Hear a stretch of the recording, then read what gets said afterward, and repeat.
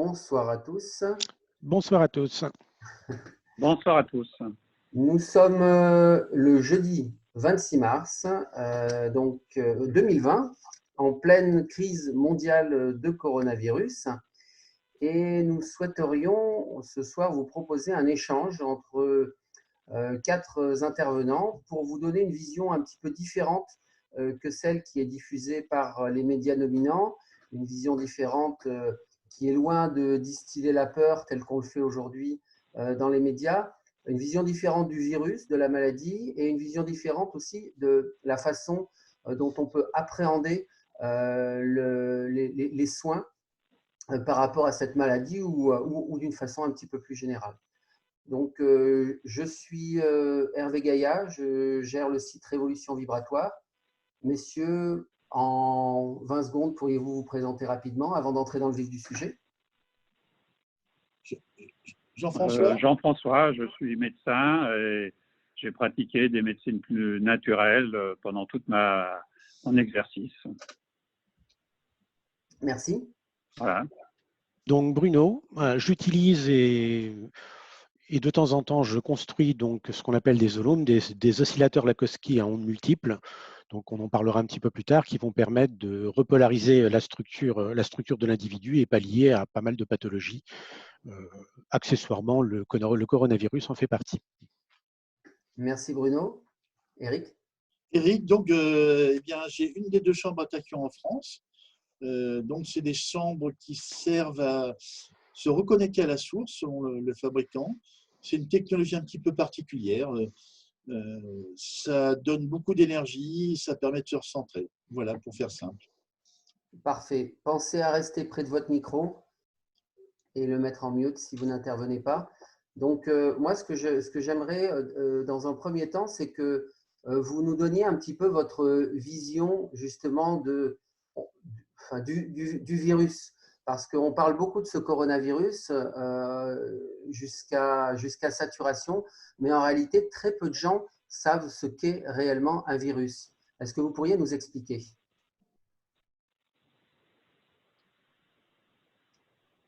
Je vous laisse prendre la parole à souhait, comme vous le... Bruno, Bruno avait fait une... Allez-y, Bruno. Alors oui, un virus. Donc qu'est-ce qu'un virus? Alors un virus, ce n'est pas une cellule. Un virus, c'est en général un brin d'ADN ou un brin d'ARN, donc polarisé négativement ou polarisé positivement. Donc pour comprendre comment il se fixe sur l'être humain, c'est assez simple. Il faut, au-delà de ce que le Kidam lambda va imaginer pour un être humain, c'est-à-dire un tronc, un corps, deux bras, deux jambes, aller un petit peu plus loin, zoomer avec son microscope, voir bien évidemment des milliards de cellules. Les cellules, qu'est-ce que c'est? Ce sont en gros des acides aminés, des enzymes, des protéines, qui sont eux-mêmes des grosses molécules, qui sont eux-mêmes des amalgames d'atomes. Donc, si on reste dans la physique newtonienne, sans passer dans le domaine du quantique, c'est-à-dire sans casser le noyau de l'atome en question, on va retrouver dans l'homme beaucoup de chaînes carbonées, beaucoup d'oxygène, la liaison hydrogène qui est essentielle. Voilà, donc en gros, on va avoir donc une molécule qui va être le virus qui, en fonction de sa polarité, va s'accrocher ou non aux molécules du corps de l'individu. Donc la première chose, je pense, à faire pour éviter tout impact de ce virus et de n'importe quelle autre maladie d'ailleurs, c'est de monter son immunité. Monter son immunité, ça consiste tout simplement à saturer ses couches électroniques pour qu'elles soient complètement saturées et que rien en fait ne puisse pénétrer à l'intérieur et donc proliférer et avoir les résultats bien évidemment qu'on connaît. Donc moi, le coronavirus, comme tout autre virus, je le considère comme un virus avec une polarité soit positive, soit négative en fonction du brin d'ADN ou d'ARN. Et la meilleure solution, bien évidemment, c'est de monter, de saturer complètement ces couches périphériques électroniques pour ne pas avoir à attraper ce genre de choses. Alors, ce qui marche pour le coronavirus marche bien évidemment pour toute autre pathologie. Alors après, on entend beaucoup de choses. Je pense que vous avez tous entendu les vidéos, bien évidemment, du professeur Raoult avec la chloroquine. La chloroquine, c'est quelque chose qui est assez intéressant. Et d'ailleurs, il me semble, si je ne me trompe pas, que depuis aujourd'hui, c'est quelque chose qui a été autorisé à la prescription, ce qui n'était pas le cas hier. Donc, il y a eu encore pas mal de polémiques. Et là, curieusement, c'est quelque chose qui est autorisé. Et pour ceux qui se sont renseignés, il y a un gros dépôt dans le sud de chloroquine, donc tout ce qui est dérivé de nivaquine, bien évidemment, qui a été malheureusement, alors la faute à qui, hein, ça c'est, je vous laisse libre à vos réflexions, a été cambriolé et curieusement, on va avoir de plus en plus de mal à en trouver. Alors ça me ramène en fait à quelque chose d'assez intéressant, c'est que en Afrique, depuis déjà pas mal de temps, pour pallier au manque de nivaquine, ils utilisent une plante qui s'appelle l'Artemisia annua, qui a un principe actif qui s'appelle l'artémisine, qu'on va retrouver dans la nivaquine et dans pas mal de choses. Donc on a beaucoup de mal à trouver, bien évidemment, cette plante en France, mais elle pourrait éventuellement pallier, en tout cas en infusion, en extracteur de jus, au manque qu'on pourrait avoir sur la partie quinine. On en trouve très facilement. Moi, j'en ai dans mon jardin, mais ce n'est pas la période. Moi, j'en ai fait pousser aussi, j'ai des semis, tout à fait. Ça pousse naturellement par chez moi. J'aime bien les terrains caillouteux et ça fait des grandes plantes, oui, ça monte jusqu'à 2 mètres. Complètement, oui. C'est l'armoise, ce qu'on appelle l'armoise. Tout à fait. Les acupuncteurs s'en servent. Ils en font brûler lors de certaines interventions. Ça fume, c'est… Voilà. Est-ce que, j'ai une petite question, est-ce que l'absinthe contient également de l'artémisine et peut jouer les mêmes effets? Parce que c'est une artémisia, l'absinthe, Artemisia absinthium. Tout à fait, oui, tout à fait, exact. Bonne question, c'est une très bonne question. Il y a eu pas mal de tests de faits en Afrique, hein. Il y a plusieurs sortes d'artémisia, mais celle qui a donné le plus de résultats positifs, c'est vraiment l'Artemisia annua africaine. D'accord, très bien. Merci pour l'information. J'aimerais avoir maintenant la vision d'un médecin, le médecin que vous êtes, Jean-François. Comment on vous a défini déjà le virus? Est-ce que vous êtes d'accord avec ce que vous avez appris à l'école? J'en sais rien. Et quelle est votre vision aujourd'hui du virus? La vision aujourd'hui, c'est une vision beaucoup plus globale que celle qui est annoncée, hein. La vision de Bruno me plaît assez, une vision énergétique, hein, qui est assez intéressante. Si on va plus sur le plan médical classique, le virus, comment dirais-je, va attaquer l'organisme, donc un organisme affaibli. Donc c'est ce qu'on voit un petit peu partout fleurir des conseils pour stimuler les défenses de l'organisme. Certains sont plus ou moins, comment dirais-je, judicieux. Je pense qu'une fois de plus, il faut faire des choses simples, hein. Il y a le style de vie, les conditions de vie. C'est vrai que le confinement, c'est pas l'idéal pour renforcer son immunité. Le confinement, on peut pas faire d'exercice ou difficilement, ou on le fait dans un endroit confiné, ce qui est pas le mieux, pas le meilleur. Alors on voit un certain nombre de vidéos fleurir sur Internet avec beaucoup d'humour pour certaines. Mais c'est vrai que l'idéal, c'est quand même la respiration, puisque une fois de plus, ce virus touche les poumons. Donc l'idéal, c'est d'aller respirer au grand air, respirer en forêt. Et vous avez vu tous que depuis le confinement en Chine et dans le reste du monde, la pollution dans le monde a chuté de façon vertigineuse, ce qui est quand même très révélateur d'une adaptation très rapide de l'environnement, ce qui est très positif, hein. Peu de gens s'attendaient à ce que la pollution disparaisse aussi vite. Encore ce matin, j'ai un ami qui est à Paris, il m'a dit, mais à Paris, le ciel est bleu maintenant. Il n'y a plus de voitures. Comme à Pékin. Sur le périphérique. Voilà, il n'y a plus de voitures. Voilà. Donc, mais ça va très vite, hein. Vous avez appris aussi qu'on a vu des dauphins qui reviennent dans les canaux à Venise. Donc tout ça, c'est quand même très très positif de montrer que toute la pollution qu'on a imprimée à la Terre, elle s'adapte très vite, hein. Donc il ne faut pas non plus trop paniquer par rapport à ce côté pollution. La Terre, elle s'adapte très vite et souvent peut-être même plus vite que l'homme, hein. Donc, pour revenir à l'adaptation de l'humain, l'humain, il faut qu'il ait une hygiène de vie minimum. Donc, l'hygiène de vie, c'est simple, c'est la respiration, c'est le mouvement. Il faut bouger un petit peu. Alors, on est période de confinement, c'est un petit peu compliqué. il faut s'alimenter le plus sainement possible. Alors, le plus sain possible, c'est une fois de plus une alimentation à tendance végétarienne avec des feuilles, que la feuille, elle respire comme le poumon. Éviter tout ce qui encrasse l'organisme, hein, au sens large du terme, à commencer par la viande, les excitants, café, thé, alcool, etc. Et puis après, c'est l'esprit, la pensée, c'est-à-dire que construire ses pensées de façon positive, parce que l'impact majeur du virus et de ce qu'il entraîne actuellement, c'est la peur. Hein. La peur, c'est un danger permanent. Et je pense qu'il faut passer au-dessus de la peur, parce que la peur, elle génère un affaiblissement majeur du système immunitaire. C'est là, Quoi que vous fassiez à côté. Pardon ? Excusez-moi, je me permets d'intervenir justement. C'est là que pour moi, il y a toute la contradiction insidieuse, on va dire, du gouvernement et des médias. C'est-à-dire qu'ils prétendent vouloir nous protéger du virus, notre sécurité avant tout, mais en même temps, ils nous positionnent dans des énergies de peur et de psychose qui nous met justement dans un état de réceptivité par rapport à cette vibration particulière du virus. Et presque, j'ai envie de dire, favorise de cette façon la diffusion du virus par la diffusion de cette peur et de cette psychose. Oui, tout à fait. Oui. Donc, je pense qu'il faut être toujours confiant. Parce que le virus, c'est comme la maladie. Hein. Si on a peur de quelque chose, la chose en question va arriver. Si on a peur du virus, le virus, il va venir vers vous, entre guillemets. Hein. Donc, déjà, une hygiène de vie, ne pas avoir peur du virus, parce que le virus, il ne va pas non plus n'importe où, n'importe comment. Donc, il y a les règles d'hygiène qui sont à respecter et à suivre. Je pense que ça, c'est quand même des bons conseils que donne le gouvernement globalement.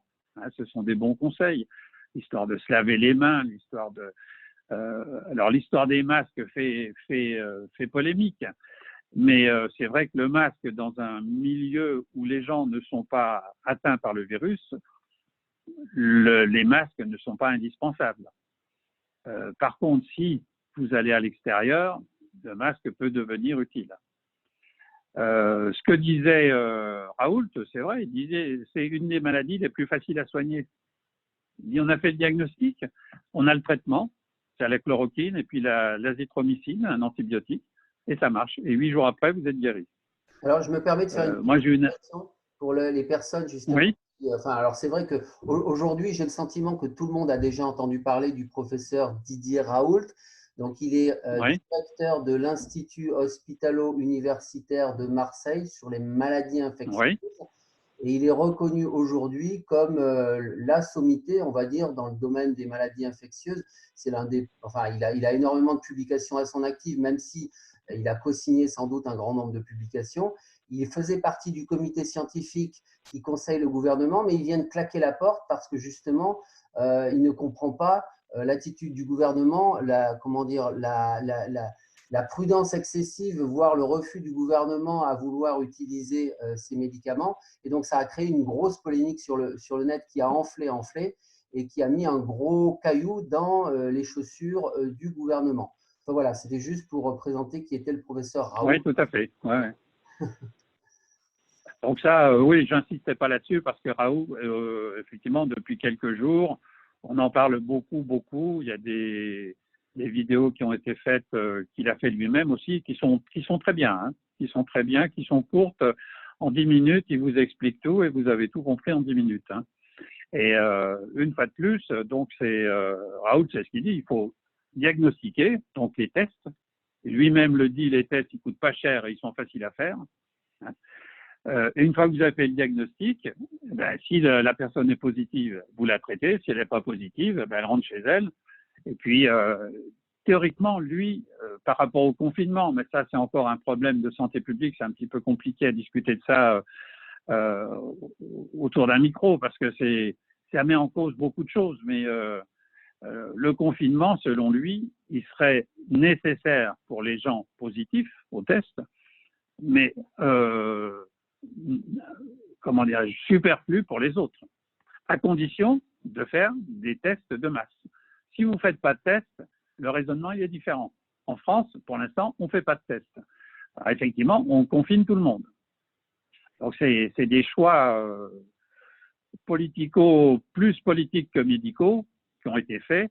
Maintenant, voilà. Hein, Absolument. tout peut être remis en cause. Pardon ?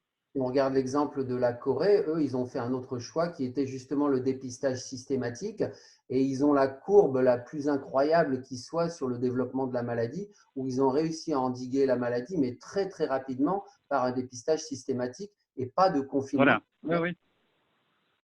Alors ça, c'est exact. On a des vidéos récentes sur Internet que vous pouvez trouver là-dessus. Le problème, c'est que les Coréens ne sont pas des Français, les Français ne sont pas des Coréens.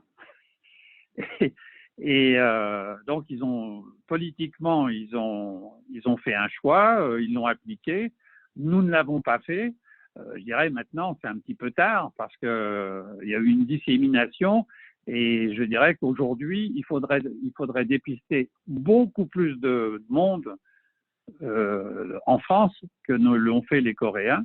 Parce que justement, les gens se sont promenés avec le virus. On a laissé les gens se promener. On a fait rentrer pour un match de foot 3500 Italiens qui venaient d'une région qui était infectée, etc., etc. Donc, si vous voulez, par rapport à ça, il y a eu une dissémination importante. Et aujourd'hui, ça paraît beaucoup plus compliqué de tester tout le monde parce qu'il faut tester du coup beaucoup plus de gens. Hein. Mais bon, tout se fait. Hein. Donc, ce que préconise donc Raoult, c'est effectivement tester. Positif, on traite. Négatif, les gens, ils vivent leur vie. Et le positif, lui, il est confiné, hein, jusqu'à ce qu'il soit négativé par le traitement. Voilà ce que dit Didier Raoult. Et en ce sens, il dit que c'est une des maladies les plus simples à traiter. Hein. Alors, on le saura dans quelques temps. Quoi. Les Chinois, les Coréens qui ont mis en pratique ce traitement, s'en sont plutôt bien portés. Hein. Voilà. Pour revenir à l'immunité, il faut faire des choses simples aussi, comme je vous ai parlé de l'hygiène de vie, de l'alimentation. Il y a aussi un certain nombre de choses que l'on peut faire simples, c'est-à-dire déjà élever son statut vitaminique en prenant certains compléments, la vitamine C qui est un grand classique dans le cas de grippe, mais la vitamine D également, le zinc, et puis le magnésium, etc. Donc n'hésitez pas à prendre des vitamines, des suppléments vitaminiques qui stimulent l'immunité. Hein. On a entendu dire que les Chinois avaient traité des cas de coronavirus par justement une injection ou une consommation importante justement de vitamine C. Oui. La vitamine C à dose importante, donc en intraveineux. Je crois que les Chinois ont fait des tests en intraveineux avec des résultats intéressants. Mais je dirais, en France, les injections de vitamine C en intraveineuse sont réservées à l'hôpital. Donc c'est compliqué. Hein.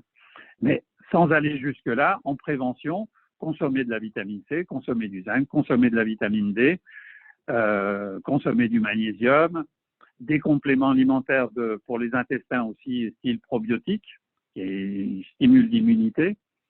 Donc, il y a quand même un certain nombre de choses à faire simples qui sont très efficaces. Hein, parce qu'on s'aperçoit qu'il ne faut pas grand-chose pour avoir des résultats importants.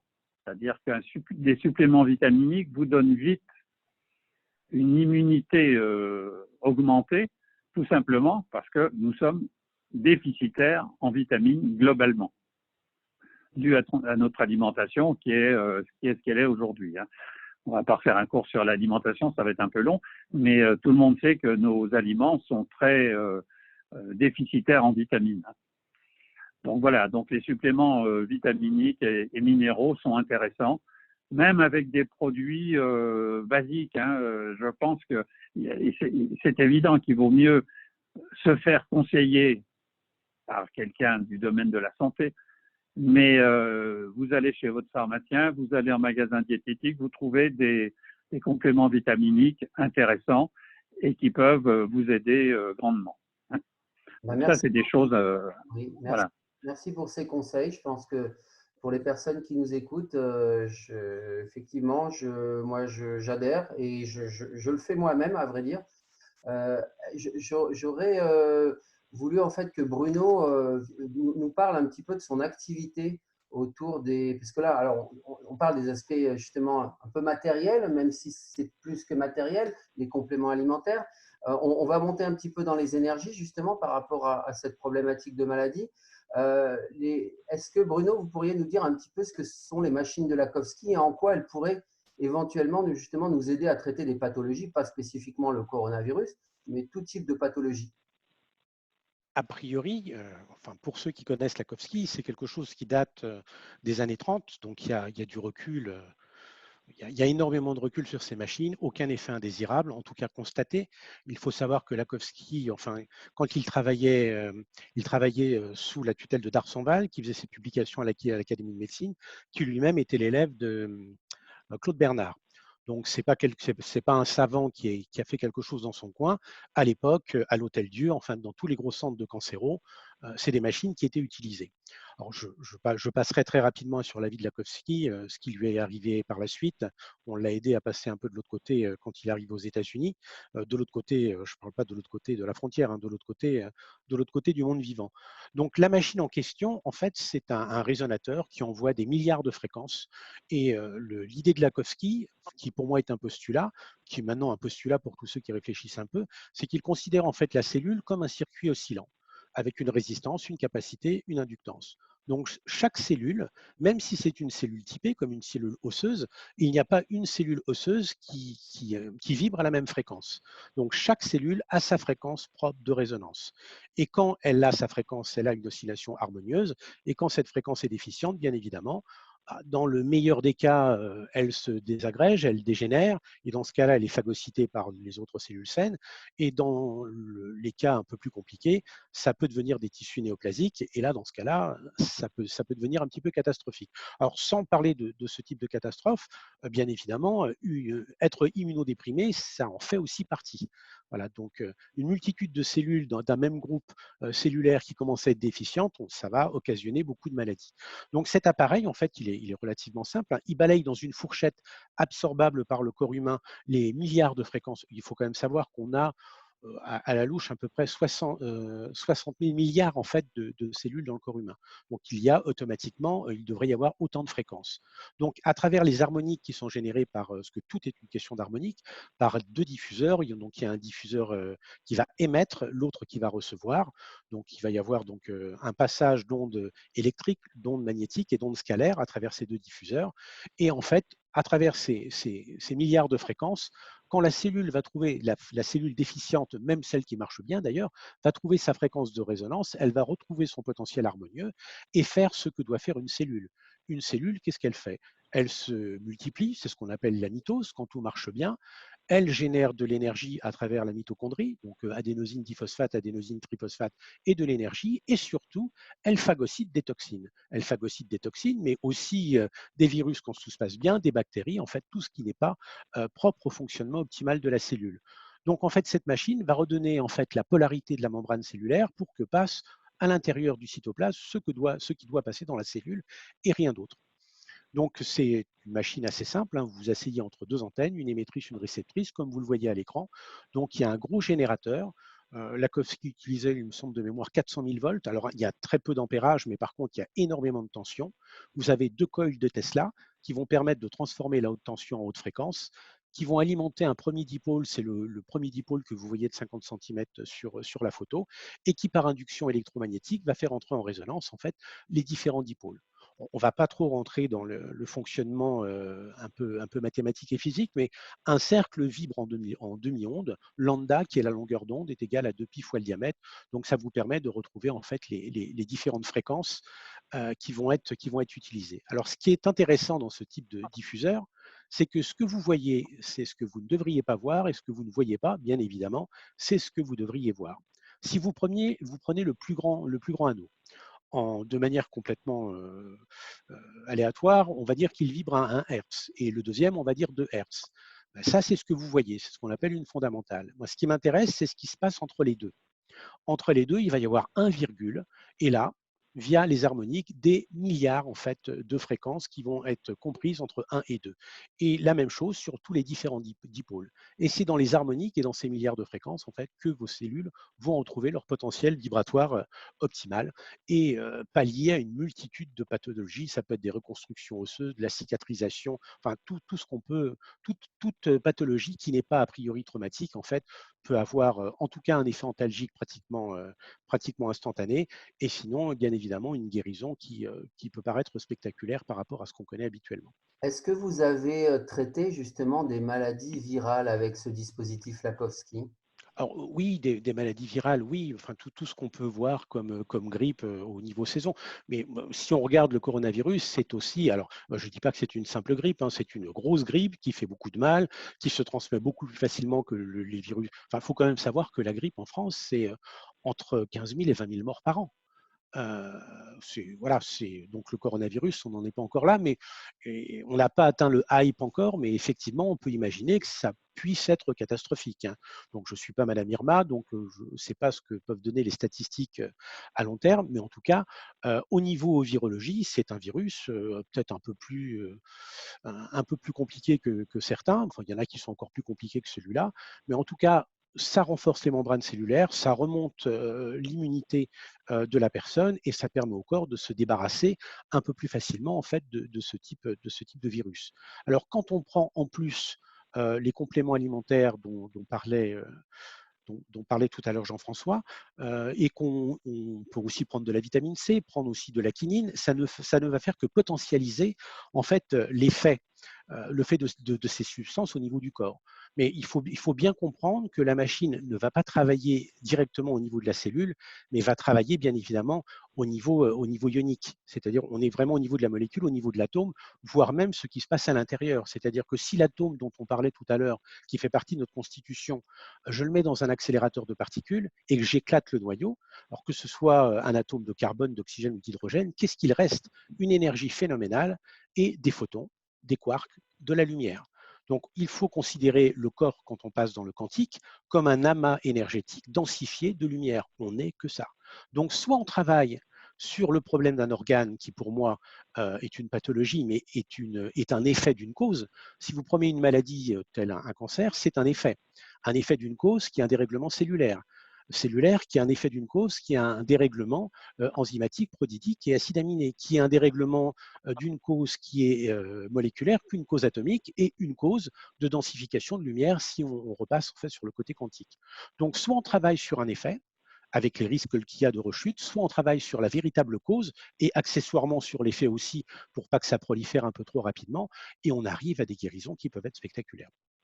Et alors, juste on va dire pour le fun, comment vous êtes arrivé dans ce domaine-là là? Parce que les machines de Lakowski, effectivement, on pensait qu'elles avaient disparu avec le personnage, Oui. puisqu'effectivement, il dérangeait beaucoup la médecine. Donc, on peut comprendre. Il y a beaucoup de chercheurs, malheureusement, qui ont disparu justement parce qu'ils proposaient des thérapies qui étaient beaucoup trop efficaces ou avant-gardistes, Mhm. pour le dire bien. Et comment vous êtes tombé là-dedans?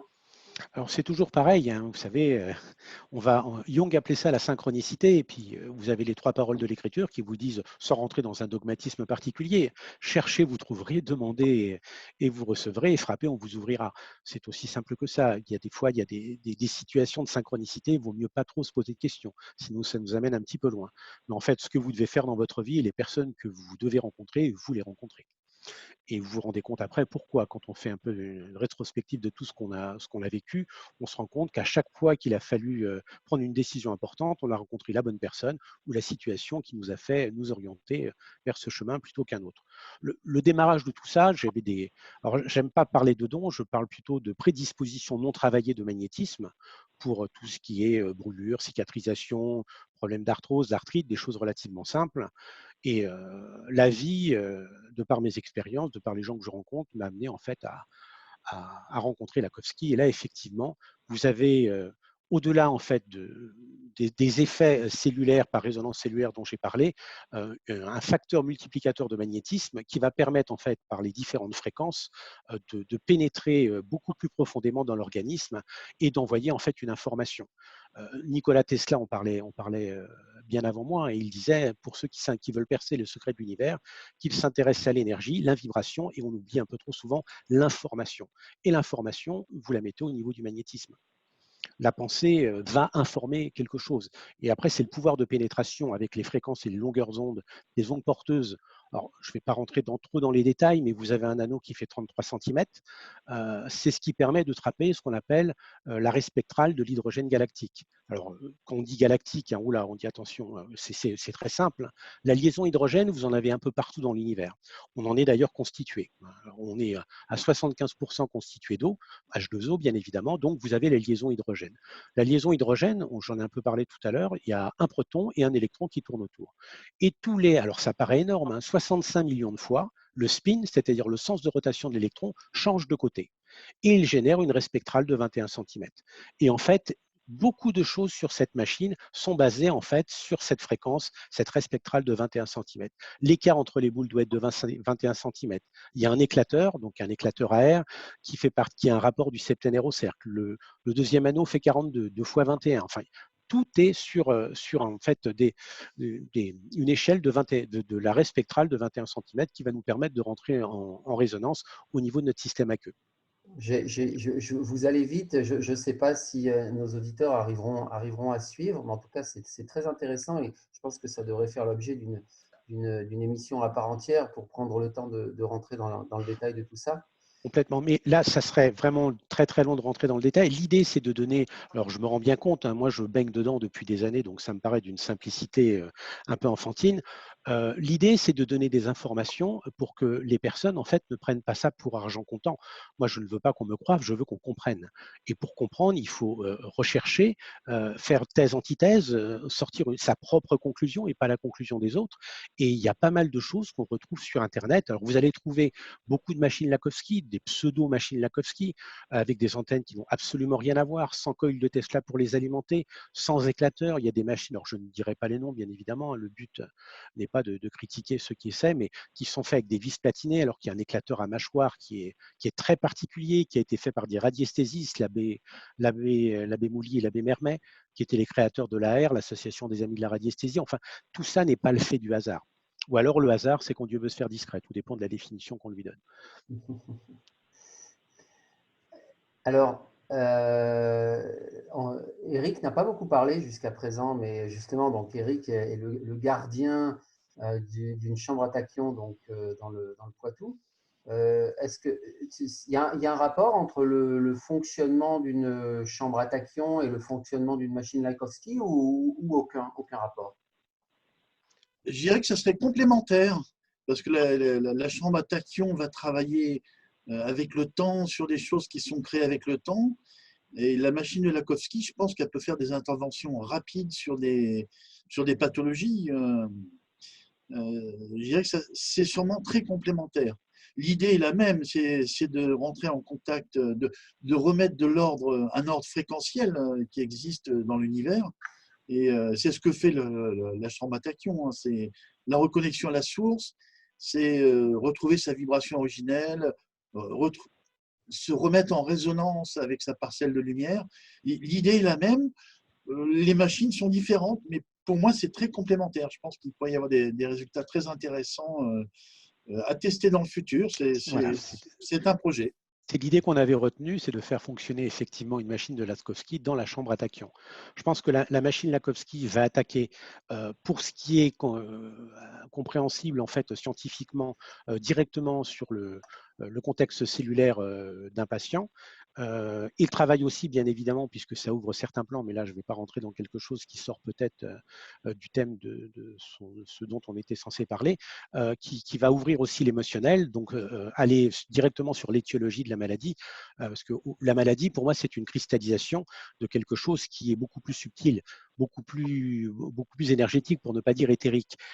Quand vous demandez à quelqu'un, et je pense que Jean-François pourra corroborer mes dires, tiens, sauf ce que j'appelle le petit suicide, hein, quelqu'un qui fume 2 paquets de cigarettes par jour, s'il attrape un cancer des poumons, bon, faut pas qu'il se pose trop de questions, quoi. Des fois, il y en a qui passent à travers. Mais voilà, donc il y a toujours une étiologie. J'ai un terrain qui peut être complètement héréditaire, un terrain familial, et qu'est-ce qui s'est passé dans votre vie il y a 5 ans, 10 ans? J'ai perdu mon mari, j'ai perdu mon enfant, voilà. Un choc émotionnel qui fait que, donc là pour moi on est sur l'étiologie de la pathologie, qui fait que vous déclenchez un terrain. Vous pouvez avoir un terrain sans jamais le déclencher, mais systématiquement, il y a en général un choc émotionnel qui va être le facteur déclencheur du terrain. Et donc, il faut, pour guérir complètement d'une maladie, travailler bien évidemment sur le physique, sur le côté cellulaire, voire organique, mais travailler aussi sur l'étiologie pour pas qu'il y ait de rechute. Et je pense que la machine à tachyon je pense, hein, bien évidemment, c'est ce que j'appelle ma vérité du moment, a une place importante dans la partie étiologie, et la machine Lakowski aura une place un peu plus prédominante dans le côté cellulaire. Donc, coupler les deux, ça peut être une expérience intéressante, que je pense d'ailleurs qu'on la fera assez rapidement. Ça va être comment dire, une innovation galactique, sans doute. Oui, tout à fait, oui. Oui, on va travailler sur des plans galactiques, c'est le terme. Il faudra absolument faire une émission là-dessus. Je pense que ça va falloir qu'on suive ça de près. J'ai envie de poser une question complètement polémique en lien donc avec ce que l'on discute ce soir, donc notamment le sujet du coronavirus, puisqu'on est tous confinés chez nous à attendre que cela passe. Le coronavirus, il a une origine naturelle ou pas? Parce que moi, j'ai un petit peu du mal à la boire, la soupe de chauve-souris. Le ragoût de pangolin, non, c'est pareil, il passe assez mal. Enfin, qu'est-ce que vous en pensez, vous? Il y a quand même un laboratoire. Alors après, je n'y étais pas.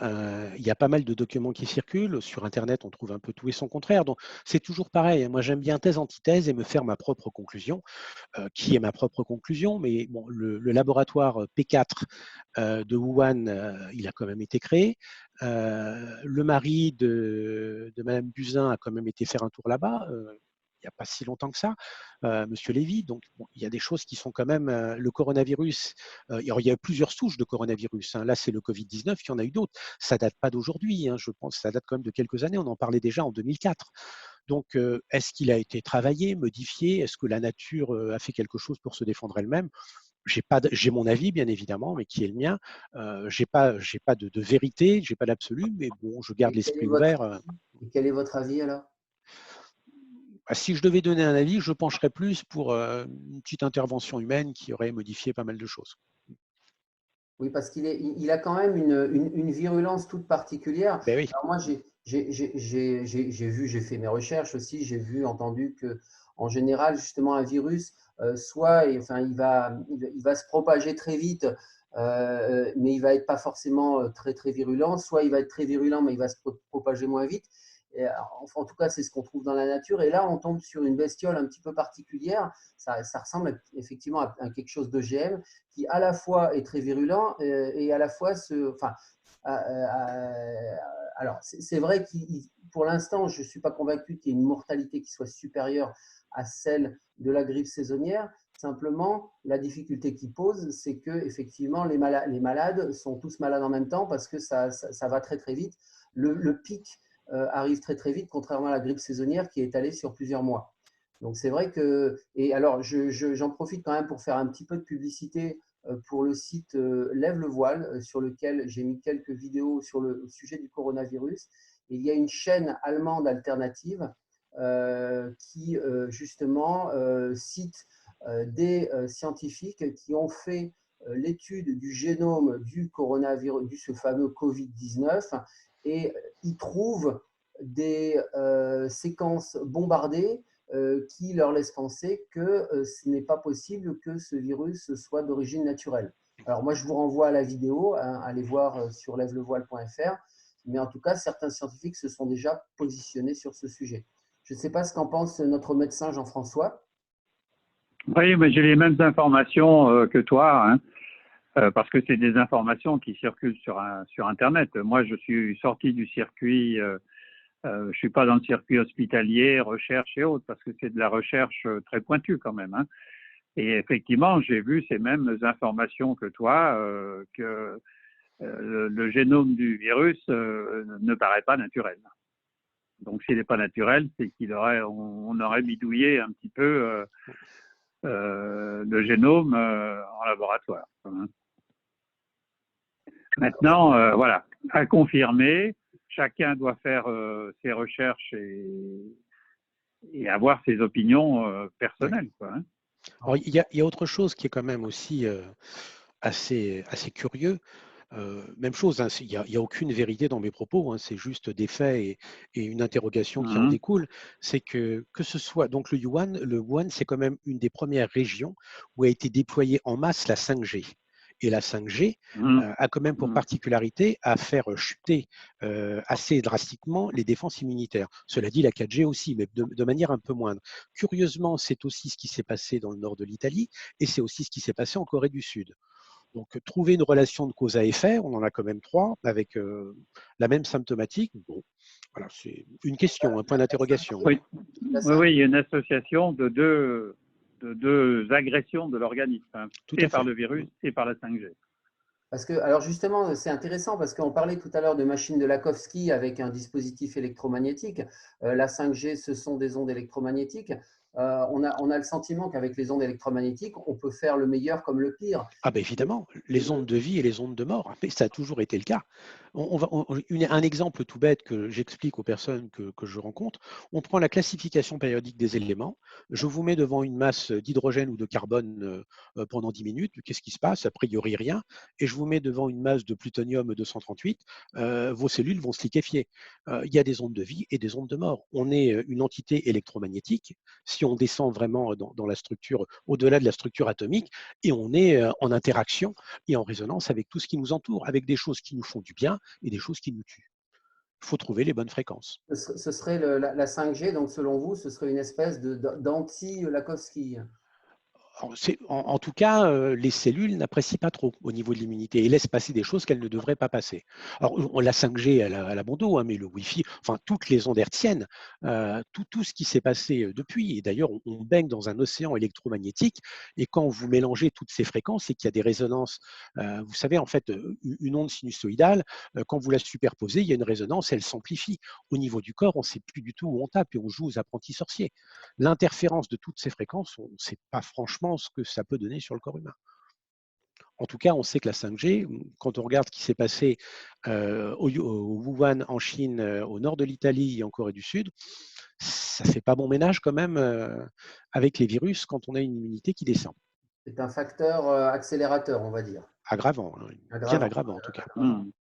Alors, moi, j'aurais voulu parler d'un protocole qui a été proposé par le contacté Cobra, justement pour les personnes qui sont atteintes donc du Covid-19.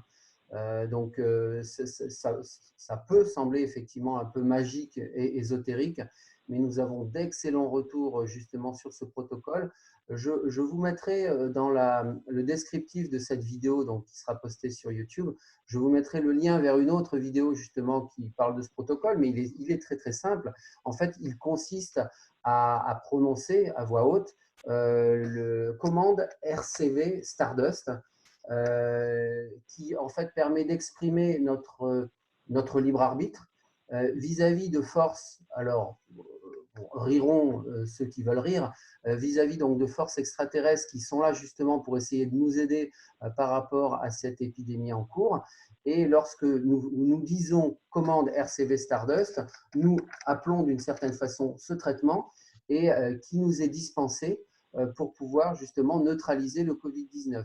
Et encore une fois, des personnes qui connaissent absolument, enfin, qui n'ont pas du tout comment dire, d'ouverture par rapport à tous ces aspects un petit peu magiques, ésotériques, l'ont fait en toute bonne foi et ont eu des résultats spectaculaires. Donc, je voulais en parler ici parce que ça pourrait sauver des vies pour ceux qui auront le courage d'essayer. Et encore une fois, je vous mettrai le lien de la vidéo si vous avez besoin d'un petit support vidéo, mais il n'y a pas beaucoup plus que ce que je viens de vous dire. Vous pouvez aussi faire une recherche dans les moteurs de recherche à propos de ce commande RCV Stardust. Voilà. Je ne sais pas si vous voulez rajouter quelque chose. Eric, qu'est-ce que tu en penses, toi? Est-ce que tu conseillerais à une personne atteinte du Covid-19 de venir dans la chambre? Bon, avec le confinement, ça va être un peu compliqué. Non, non, non, quelqu'un qui est contaminé, non, non, dans la chambre, non, surtout pas. C'est un lieu de passage, c'est pas une très bonne idée. Ceci dit, j'ai fait des séances photos pour des gens qui avaient le Covid-19. Alors évidemment, ça ne les guérit pas, mais ça apaise et ça redonne énormément d'énergie. Et donc l'intérêt, c'est en effet de retrouver de l'énergie pour se battre contre le virus. Et sur les trois cas que j'ai fait donc à distance avec une photo, les résultats étaient vraiment très impressionnants. Donc j'ai gardé les témoignages. Voilà, donc, mais c'est la même technologie que les RCV Stardust. Hein, c'est les mêmes fabricants de toute façon. C'est les mêmes fabricants. C'est bien dit. Voilà pour ce que j'ai à dire. Moi, alors, c'est pareil, c'est un peu polémique et hors sujet, mais on a quand même le sentiment que ce confinement systématique de la population va apporter plus de chaos, plus peut-être même, enfin, ouais, des sentiments de peur, sans aucun doute, et plus de désordre, et peut-être au final plus de maladies que ne le ferait, comme on le disait tout à l'heure, un dépistage systématique et un confinement ciblé. Vous n'avez pas le sentiment qu'on vit quelque chose d'assez étrange, que ce comportement du gouvernement bricoleur est un peu étrange et non adéquate par rapport à la situation, comme si on voulait nous enlever un petit peu nos libertés? C'est tout à fait le cas. Effectivement, il y a deux opinions qui peuvent se confronter. Soit, c'est pareil, hein, j'ai un avis, je vous laisse libre choix pour le vôtre. Soit on est gouverné par des crétins. D'un autre côté, c'est nous qui votons. Donc il faut se poser les bonnes questions. Soit c'est pas du tout des crétins et il y a une intelligence. Et là, c'est peut-être un peu plus grave de faire ça en connaissance de cause. Voilà. Je voterai peut-être plus pour la deuxième option. Disons que ma balance pencherait un peu vers ce côté-là. Mais bon.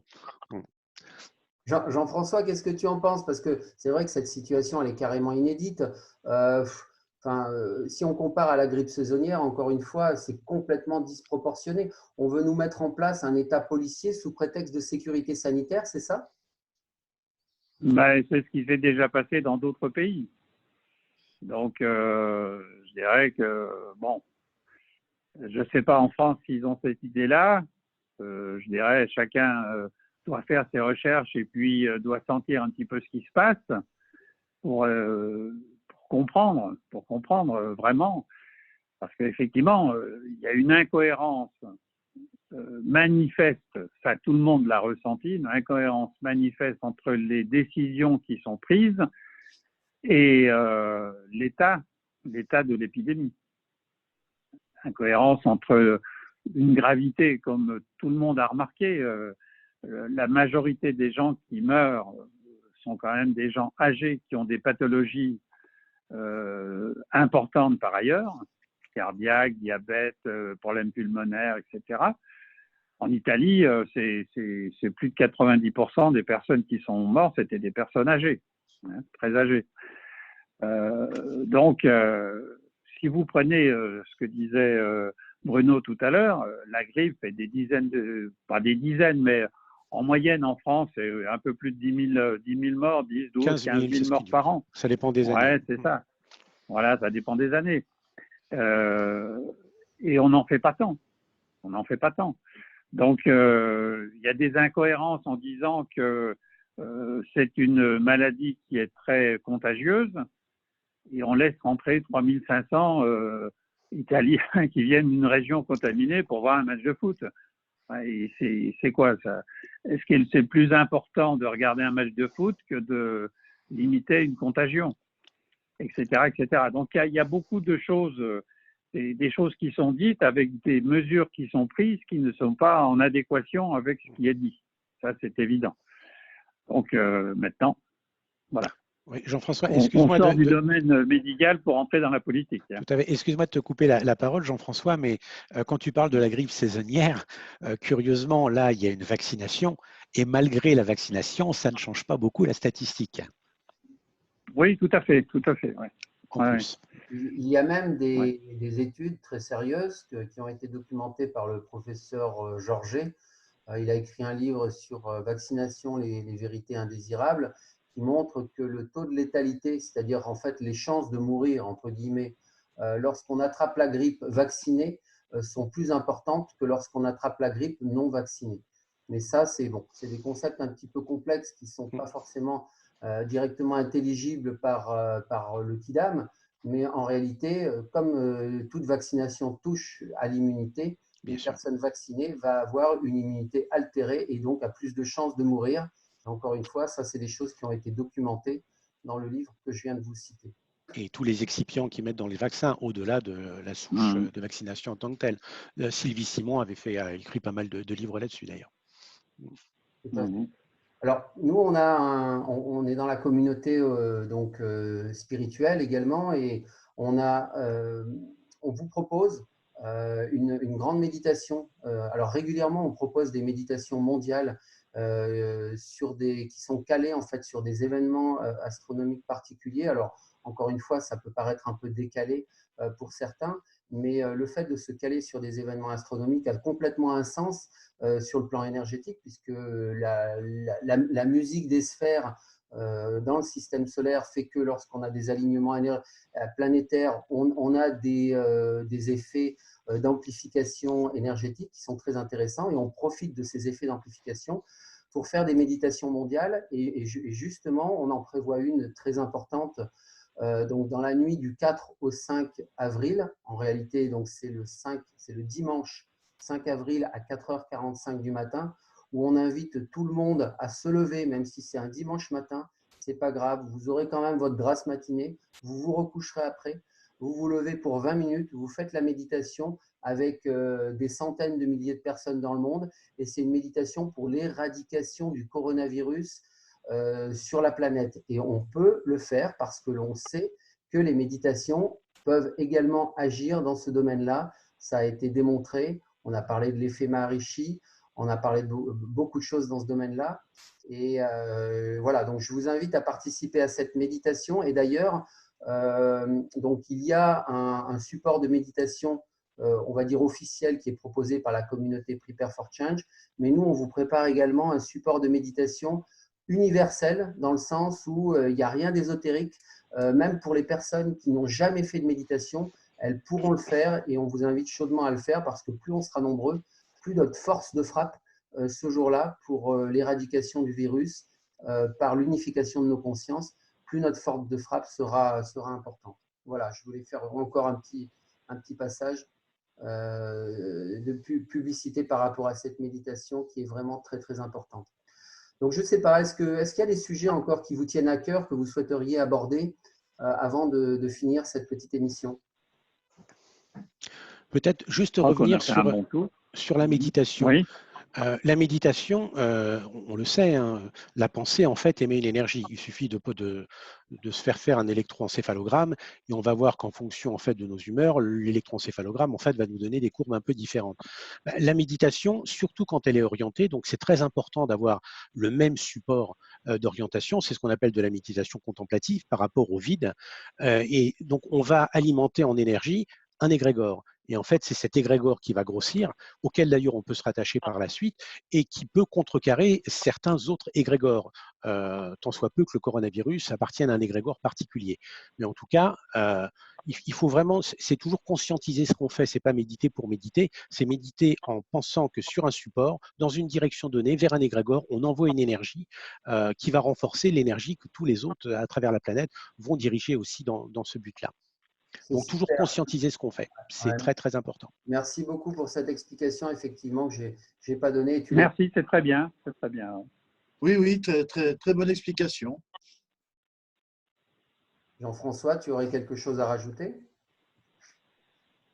C'est difficile d'en rajouter plus ou alors on étendrait le contact un peu loin. Mais ce qu'a dit Bruno, c'est très, très concret et très réel. C'est-à-dire qu'il y a un moment, l'énergie… Vous savez, on est en train de quitter le monde de la chimie pour rentrer dans le monde de l'énergie, notamment en médecine. Et il y a un combat entre l'énergie et la chimie. Et je dirais que pour l'instant, c'est la chimie qui a remporté le siècle, je dirais le premier round, le siècle passé. Mais actuellement, c'est l'énergie qui arrive, en médecine notamment, et la médecine énergétique va prendre dans les années à venir, parce qu'elle l'a déjà pris, mais elle va prendre dans les années à venir une importance considérable. Considérable. Et la chimie va diminuer proportionnellement. C'est-à-dire que l'importance de la chimie aujourd'hui, qui domine à 90-95%, va s'inverser par rapport à la médecine d'origine énergétique. Et comme a dit Bruno, effectivement, et Hervé, ça va très très loin parce que la pensée soigne. Voilà. Absolument. Maintenant, réfléchissez à tout ça, à ceux qui nous écoutent, et ça peut déboucher sur des choses extrêmement intéressantes. Mais sachez que l'avenir, c'est l'énergie. De toute façon, la Terre nous montre le chemin. Je pense que tout le monde a entendu Voilà, parler de tout à fait. la résonance de Schumann. La résonance de Schumann, dans les années 80, elle était de 7,83 Hertz. 2012, elle était à 12,7 Hertz. Là, on va atteindre les 13 Hertz. C'est pratiquement les ondes alpha quand on est en méditation. Donc, ce qui voudrait dire que pour être en résonance avec la Terre, en parfaite harmonie, il faudrait qu'on soit en permanence dans un état méditatif qui nous amènerait à sa fréquence de résonance qui commence à tendre vers le 13 Hertz. Donc ça, c'est pas des... Alors, on parlait tout à l'heure d'ésotérisme. Pour moi, l'ésotérisme n'existe pas. L'ésotérisme, c'est de l'exotérisme qui n'est pas encore découvert. Tout dépend de ce qu'on met derrière. Tout à fait. Parce que quand on parle d'ésotérisme, on dit oulala, où on va? Non, non, c'est très simple l'ésotérisme. C'est pas parce qu'on ne comprend pas quelque chose que c'est ésotérique. C'est qu'on n'a pas encore les moyens et les capacités de le comprendre. Mais ce qui est ésotérique tend à devenir exotérique par la suite. Tout à fait. Vous êtes très bons, les gars. Là, franchement, j'adore. Ouais. Ouais. Un petit mot de la fin, Eric, et puis. Un petit mot, eh bien, je coopte leurs propos. C'est vrai que la lumière, on va tous vers la lumière et tout va être très énergétique. Le monde de demain sera sûrement beaucoup plus lumineux que celui d'aujourd'hui. Je pense qu'il est aussi important de signaler aux gens il faut absolument sortir de cette peur, de cette fréquence de peur, par tous les moyens, pour ne pas laisser la maladie rentrer et pour en sortir. Et plus on sera plus il y aura de personnes qui vont vibrer haut, et moins la maladie restera. Donc la méditation proposée, c'est en effet un très bon point, mais même au quotidien, je pense que c'est important de garder ça à l'esprit, d'être serein, joyeux, autant qu'on le peut. Bon, c'est pas facile pour tout le monde, c'est vrai que les gens peuvent être enfermés dans des espaces restreints, mais ça me paraît être quelque chose le matin. Je devais dire, tiens, aujourd'hui, je vais essayer de faire quelque chose de positif. Enfin, même pas, je vais essayer, je vais le faire. Et déjà, chaque fois qu'on gagne un petit pas de plus vers le positif, on avance. Voilà, mon mot de la fin. Superbe. Peut-être mon mot de la fin pour dire au revoir à tout le monde, parce qu'en fait, le coronavirus, la peur de tout le monde, c'est la peur de la mort, bien évidemment. Et moi, ça me fait toujours rire, cette peur de la mort, parce que la vraie question, c'est pas de savoir si nous vivrons après la mort, mais plutôt de savoir si nous serons vivants avant la mort. Très bien. Belle remarque. Tout à fait. Et puis finalement, après la mort, on risque de se faire choper encore pour revenir ici avec on va dire la théorie du recyclage des âmes sur cette planète. Et moi ce que je voudrais surtout, c'est briser le voile et sortir de ce cycle infernal de recyclage des âmes sur Terre, pour que justement on puisse enfin retrouver l'âge du Verseau, justement, ce vers quoi on va à travers cette rencontre mondiale du 4 et 5 avril. Mais en tout cas, j'ai adoré tout ce que vous nous avez dit, tout ce que vous avez présenté. C'est très, très intéressant. J'espère que les auditeurs prendront autant de plaisir à l'écouter. Et voilà, merci beaucoup pour votre présence. Merci pour tout ce que vous avez apporté. Et ben, peut-être à une prochaine. Hein. On verra ce qu'en penseront nos auditeurs. Avec plaisir, en tout cas. Avec grand Avec plaisir. Avec plaisir. Merci, avec plaisir. Et je voudrais conclure avec une phrase de Victor Hugo qui disait « Rien n'est plus fort au monde qu'une idée pour laquelle le moment est venu ». Et je pense que le moment est venu. Excellent. Bonne soirée. Tout à fait. Merci. Bonne soirée. Bonne soirée. Au revoir. Au revoir. Au revoir.